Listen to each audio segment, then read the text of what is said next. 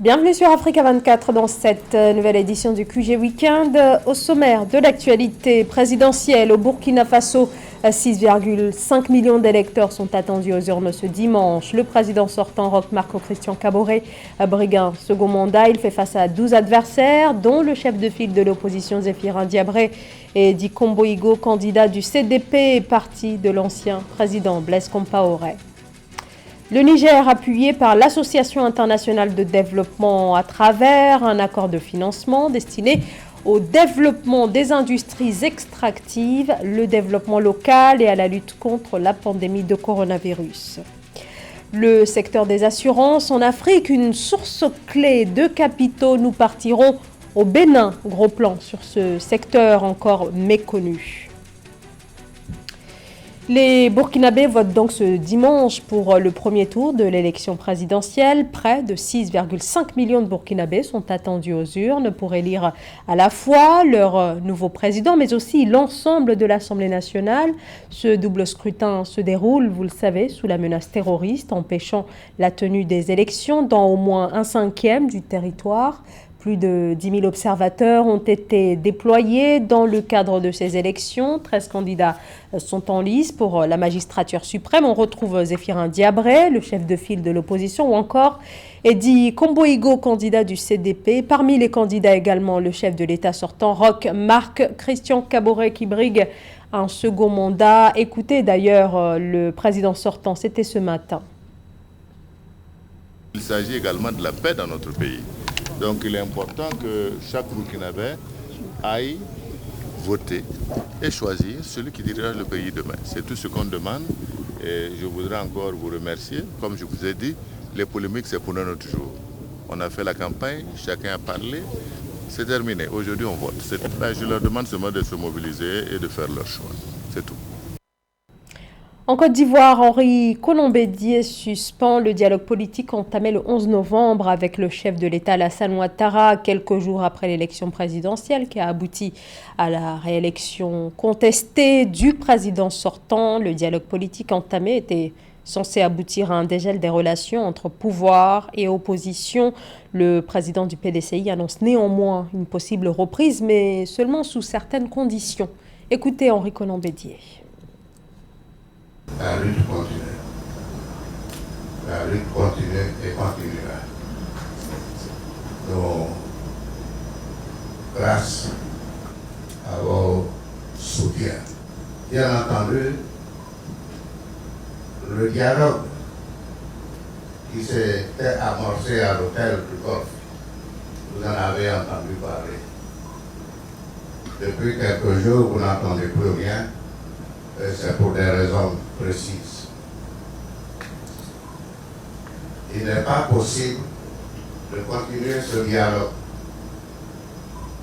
sans la libération de tous nos militants, tous nos cadres incarcérés.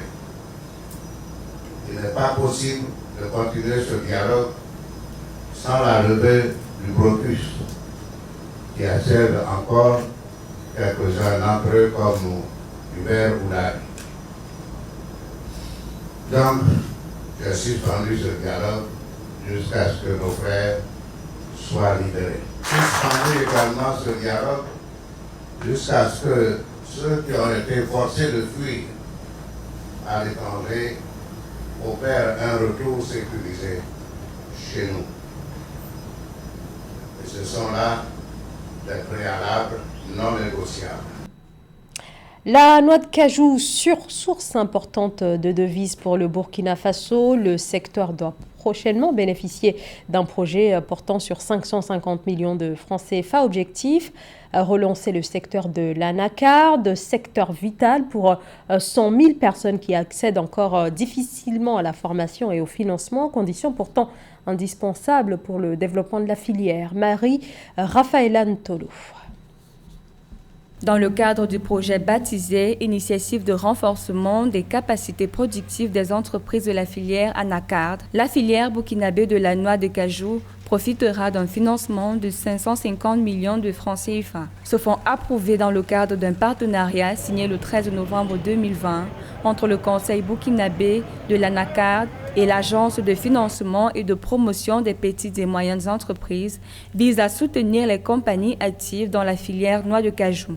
C'est le 3e produit d'exportation du Burkina avec presque 100 000 tonnes. Ce qui fait que le secteur et la filière emploient beaucoup de main-d'œuvre. Mais ces derniers temps, la production et la qualité de la production ont été presque stables. Et ceci est dû à ce qu'on peut noter comme étant 5 problèmes majeurs. D'abord, la filière n'est pas organisée de façon optimale. Et de 2, il y a un manque de confiance presque généralisé des institutions financières envers la filière de la noix de cajou au Burkina. De 3, il y a beaucoup de soucis de stockage. Les conditions de stockage de la noix de cajou ne sont pas optimales, ce qui fait qu'il y a des pertes. Le projet est une initiative qui permettra également de renforcer les segments de la transformation et de la commercialisation du produit. À cet effet, le projet sera segmenté en 3 volets.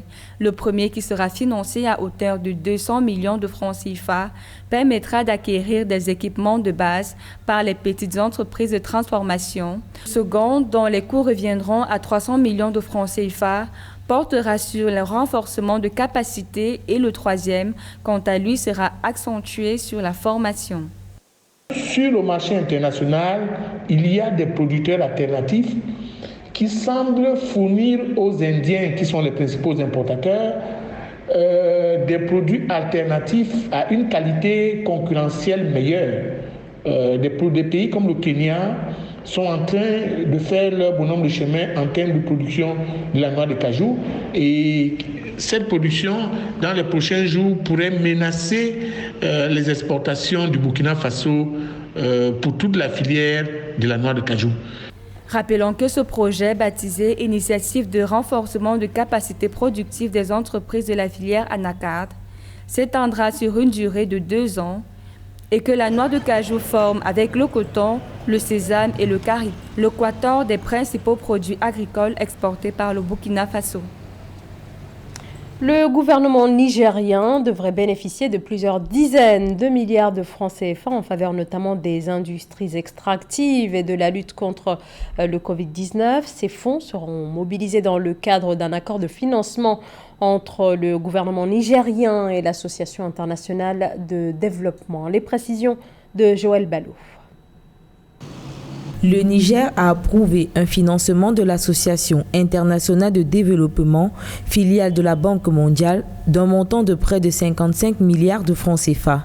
Cette subvention, qui rentre dans la mise en place du projet Gold, est destinée à renforcer les capacités des administrations locales et la gestion du secteur extractif au Niger en réponse à la Covid-19. La banque se félicite de soutenir les interventions locales contre la pandémie de coronavirus par le biais de ce projet qui cherche à s'attaquer aux principaux facteurs de fragilité au Niger et à améliorer les perspectives en matière de réduction de la pauvreté et de prospérité partagée. Cette aide, composée d'un prêt d'environ 30 milliards de francs CFA et d'un don équivalent à 24 milliards de francs CFA, va favoriser la mise en œuvre des politiques, lois et règlements sur la décentralisation et la gestion durable de l'exploitation minière. Et lorsqu'on parle d'appui au budget, on voit un peu un appui sur les dépenses de fonctionnement, les dépenses d'investissement et, ma foi, le service et la dette de ces collectivités territoriales décentralisées. Parce que ces collectivités territoriales décentralisées, au-delà du fait qu'elles doivent elles-mêmes produire des fonds pour leur fonctionnement au quotidien, elles ont des aides qui viennent de l'État du Niger. L'Association internationale de développement prend des mesures en vue d'aider les pays dans le renforcement de leur action contre la pandémie. C'est pourquoi elle prévoit d'apporter sur une période de 15 mois jusqu'à 160 milliards de dollars de financement afin d'aider plus de 100 pays à redresser leur économie. En Afrique, le taux de pénétration de l'assurance tourne actuellement autour des 3%, mais le secteur se développe néanmoins. Les compagnies d'assurance sont une importante source de capitaux pour les investissements. Gros plan sur ce secteur méconnu dans ce reportage de notre correspondant au Bénin, Lefti Ounou. Magloire Dochamou, cadre supérieur des assurances et directeur général de société, révèle son secteur professionnel à travers un essai intitulé « Assureur, un métier mal connu ». Après avoir accumulé 17 ans d'expérience dans sa profession, Magloire Dochamou a décidé de partager son vécu et certains constats liés au déficit d'information des populations sur le secteur de l'assurance et le métier d'assureur. À travers sa plume, il informe les consommateurs africains sur le rôle économique et social du secteur d'assurance dans la vie d'une nation. Même la bonne dame du marché peut lire cet ouvrage-là parce que cet ouvrage contient des informations importantes pour les renseigner sur l'activité d'assurance. Pourquoi il faut s'assurer, comment il faut s'assurer, mais surtout à quoi servent également ces primes-là que collectent donc les assureurs dans le développement de l'économie. Et puis un élément important, c'est le volet formation. Vous savez qu'aujourd'hui, on pose la problématique de l'adéquation entre la formation et l'emploi. Le secteur d'assurance est un secteur aujourd'hui qui a besoin de ressources humaines. Assureur, un métier mal connu, constitue une invite aux populations à souscrire aux produits d'assurance. Par ailleurs, l'ouvrage exhorte les assureurs à tenir leur engagement en cas de sinistre. Le livre recommande la mise à contribution des médias avec au préalable une formation sur les fondamentaux de l'assurance. Un secteur des assurances plus fort ira dans l'intérêt de nos États africains qui sont pour la plupart dans une phase de mobilisation de l'épargne pour pouvoir amorcer le développement. Et qui dit assurance dit mobilisation de l'épargne. Et lorsqu'on mobilisera davantage d'épargne, ça donnera la possibilité aux assureurs de pouvoir avoir une capacité financière plus importante. Ça permettra aux assureurs de pouvoir également contribuer au financement de l'économie. Directeur général NCA Vie Assurance du groupe NCA au Bénin depuis 2019, l'auteur Magloire Dochamou cumule 17 ans d'expérience, dont 10 dans la posture de directeur général de société. Ce journal a été réalisé par l'ensemble de la rédaction. Merci de votre fidélité. Dans un instant, une nouvelle édition de l'actualité sur Africa 24.